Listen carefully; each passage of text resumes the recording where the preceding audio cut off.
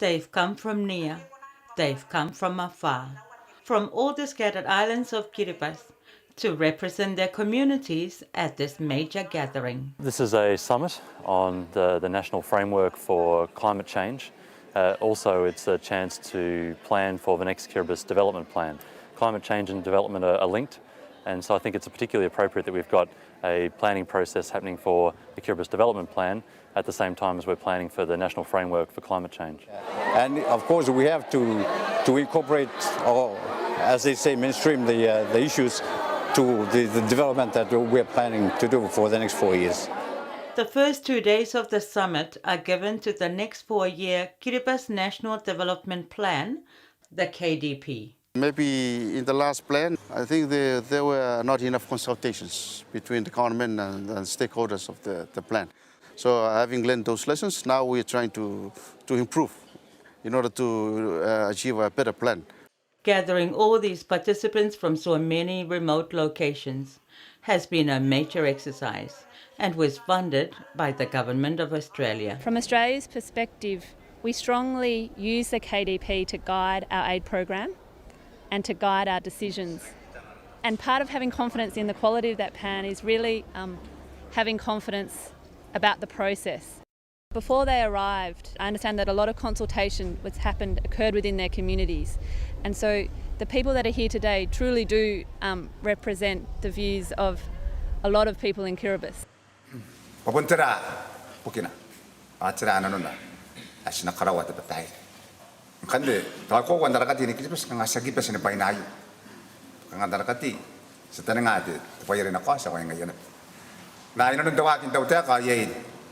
The development plan. Kanuan kabinian tinan ko na kaya na kuna na kaira aron na rawaki bukin ta karikira ken kon tia wani dike mai. Bukin tuwa ken karikira. Arang ni kakawa ki pa enay tritak saksi meron te tawta kana wakin. Na tritak metapotan damet. Ni tira na ka ko. Tani ka iri rin spangay ka ko. Te baya kawak mena tritire pa saki te tawta kan singay. Ari na kabinet patay. Sakti tahu tak akan singai, ada nawaki nak karawan terkira.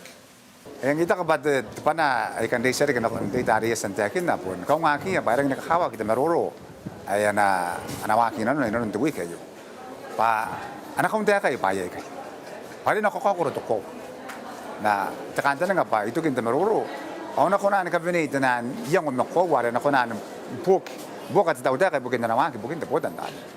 First, we told them what happened in the last 4-year plan. They listened. Some found it interesting. Some found it a bit concerning because they know, though we have achieved something, there were also some shortfalls. We have limited resources. They are realities, you know. As you know, Kiribati has been hit by this global economic crisis in 2008. And, so that's an evidence of something that can hit Kiribati without beyond our control.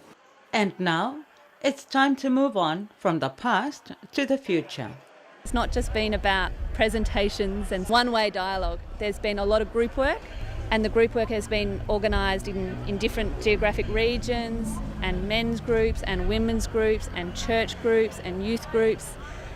And they've all gone through a similar process of helping identify some of their priorities and issues.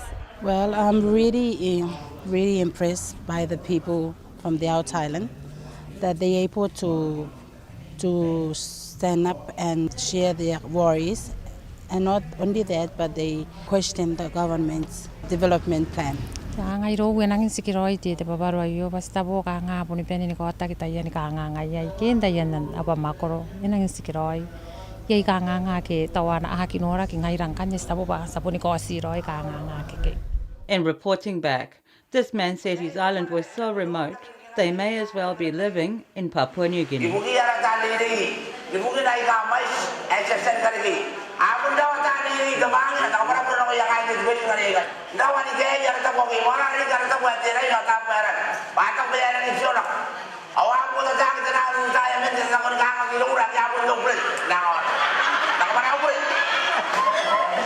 The process is very interesting for us, I mean, in terms of how countries go about planning for adaptation. And there's no specific way to do it. There are certainly guidelines. The most visible focus of the government's work has been supporting the President in bringing this issue before the world community. Climate change is no doubt the greatest moral challenge of the 21st century. Alongside this, NGOs and youth groups have been active in bringing information to the communities.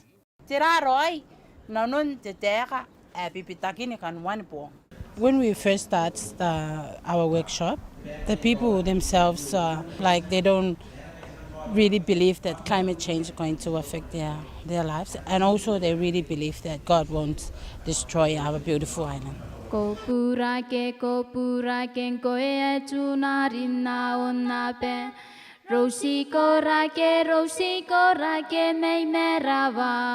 coincide with the summit, Australia has supported the production of a 27-minute DVD for distribution to all island communities.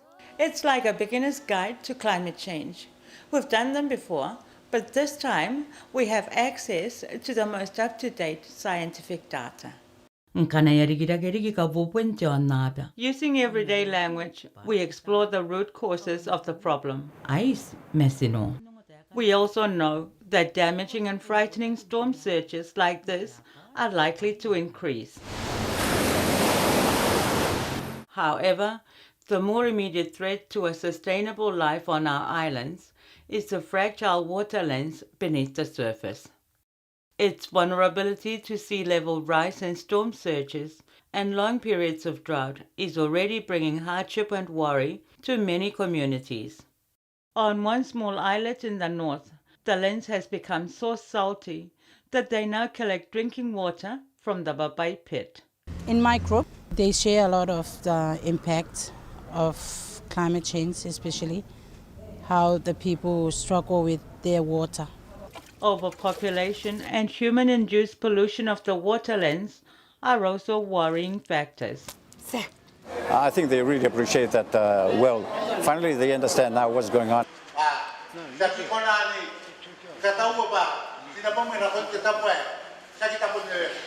But after the explanation, some of them tell everyone that we're not going to move, we need to face this problem. It is very good that people will walk away with more knowledge and perhaps less apprehension about the future.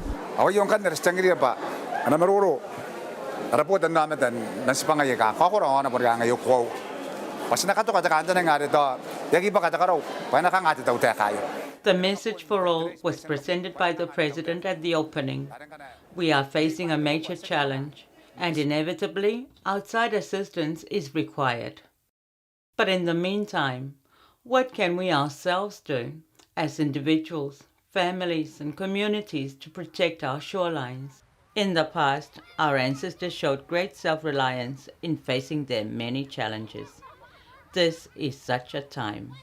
The knowledge has been shared. There are also reserves of traditional knowledge in our communities. Now is the time to act.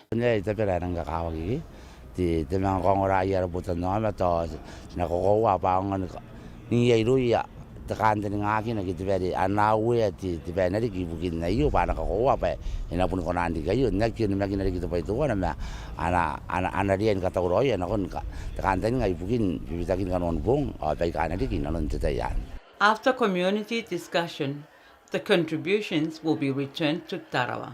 And that information is incredibly valuable, and that knowledge is incredibly important into being able to then develop priorities and come up with a plan. The process and the national framework itself will be an excellent document.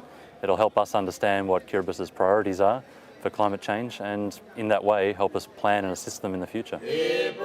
Australian support has enabled a truly national discussion, and one which calls on our self-reliance as we face this, the most important issue of our times. Abang